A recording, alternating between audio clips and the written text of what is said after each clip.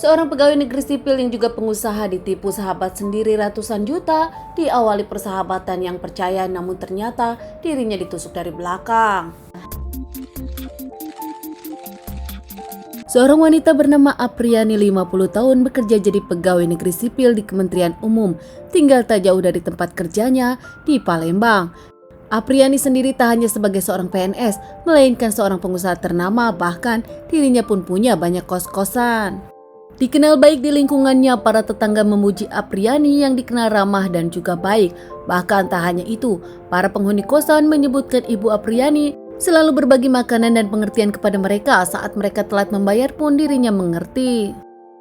Di kantor pun Ibu Apriani dekat dengan semuanya. Kali ini ada satu pegawai yang juga dekat dengan Ibu Apriani. Pegawai bernama Yudi Tama, seorang pegawai honorer berusia 41 tahun. Menurut rekan-rekan Ibu Apriani, banyak yang sering melihat mereka makan siang, bahkan mereka pulang bersama, sehingga semuanya mengira kalau mereka memang bersahabat dekat. Hingga akhirnya ada awal kejadian di antara mereka. 26 Agustus 2019, Yudi mengajak bisnis pelelangan mobil. Pelelangan mobilnya ada di Jakarta, mobil Innova dengan harga 145 juta. Ditawari terus oleh Yudi, akhirnya Ibu Apriani pun nampak tertarik dan setuju membayar 145 juta secara cash kepada Yudi. Tak ada sedikit pun rasa curiga karena merasa mereka bersahabat. Ibu Apriani percaya kepada Yudi dan merasa semuanya akan baik-baik saja. Namun tanpa sepengetahuan Apriani, ternyata semua ini hanya bohong belaka. Uang 145 juta itu dimakan Yudi dan untuk poya-poya tanpa tersisa. Tak ada pelelangan mobil yang diceritakan Yudi kepada Apriani di Jakarta. Akhirnya lebih dari 1 bulan mobil pun tak kunjung tiba, tak ada berita tentang mobil tersebut. Hingga Apriani pun menagih kepada Yudi. Yudi mengatakan kalau dirinya pun tertipu oleh pelelangan tersebut, namun berjanji akan mengganti uang Apriani. Terus menghindar saat bertemu Apriani, bahkan masalah keuangan Yudi pun tak mau membahasnya dengan Apriani. Hingga akhirnya Apriani kesal dan bisa membuat Yudi mencicil kepadanya. 50 juta terbayar, namun sisanya masih tetap susah ditagih Apriani. Yudi yang berjanji secepatnya akan membayar 35 juta lagi, namun ditunggu-tunggu uang tersebut tetap tak ada. Saat Apriani menyatakan lagi Apriani hanya akan dibayar 15 juta secara cicil, Apriani menolak. Apriani hanya ingin 35 lagi, bukan 15. Bingung dengan Apriani yang kerap selalu menagih kepada Yudi, akhirnya Yudi pun mengajak Apriani untuk kekenalannya mengambil uang dan membereskan permasalahan ini. Akhirnya sampai di ATM Yudi pun mengambil uang, namun tetap 15 juta yang ditolak oleh Apriani. Sempat cekcok antara Apriani dengan Yudi di mobil. Saat itu Yudi pun menyebutkan kepada Apriani akan mengajak Apriani ke rumah omnya untuk memberesi masalah utang piutang, dan Apriani pun menuruti. Apriani mengikuti Yudi untuk pergi ke rumah paman Yudi bernama Nopi yang pekerjaannya seorang penggali kubur untuk permasalahan ini.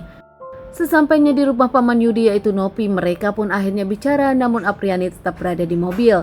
Yudi curhat kepada sang paman untuk meminjam uang membayar Apriani. Namun saat curhat tersebut, paman Yudi memberi ide untuk mengambil jalan pintas, membayar dengan cara menghabisi saja, tak perlu mengeluarkan uang.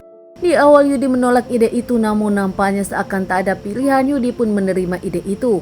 Yudi menyerahkan semuanya kepada sang paman Nopi, dan Nopi pun meminta bayaran 15 juta, namun tak sendiri. Nopi mengajak 2 orang rekan kerjanya.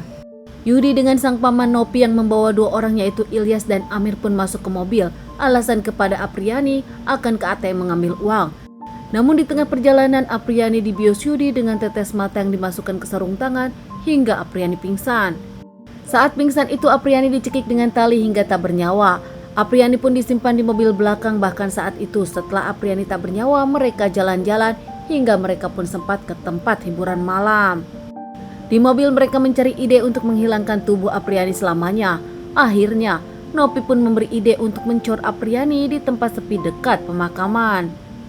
Mereka mencor Apriani dengan semen dengan kedalaman 5 meter. Selesai dan beres dengan itu, mereka berpisah ke rumah masing-masing seakan tak terjadi apa-apa. Sementara di rumah Apriani nampak kebingungan. Apriani tak pulang dan tak ada kabar, tak bisa dihubungi. Hingga seharian tak pulang, bahkan keesokan harinya keluarga Apriani langsung lapor kepada pihak kepolisian dan menceritakan kronologi hilangnya Apriani serta orang yang terakhir bersama Apriani. Dengan hilangnya Apriani, pihak keluarga pun menjelaskan tentang permasalahan Apriani dengan Yudi di kantornya. Bahkan tak lama pihak kepolisian pun datang ke kantor Apriani, mendapatkan juga keterangan dari rekan-rekan bahwa memang Apriani tengah bermasalah dengan Yudi. Setelah mencari Yudi, akhirnya 2 minggu kemudian pihak kepolisian bisa menangkap Yudi dan diamankan. Akhirnya Yudi pun jujur tentang dirinya yang menghabisi Apriani, namun tak sendiri, melainkan dengan pamannya dan juga 2 orang teman pamannya. Yudi bahkan menunjukkan lokasi pengecoran Apriani. Motif Yudi menyebutkan dirinya kesal ditagih dan bingung mengganti uang Apriani dari mana karena Yudi kini tak punya uang. Polisi pun membongkar coran sedalam 50 meter sudah membusuk jasa Apriani dan dibawa ke rumah sakit untuk otopsi. Tak lama semua pelaku pun berhasil diamankan. Mereka pun mendapatkan hukuman usai menjalani beberapa kali pengadilan di Pengadilan Palembang. Semuanya dinyatakan bersalah dengan vonis 15 hingga 20 tahun penjara. Teman-teman, sekian dulu kasus yang aku bawakan kali ini. Semoga kasus ini bisa menjadi pelajaran untuk kita semua dan ditunggu bahasan kasus-kasus selanjutnya.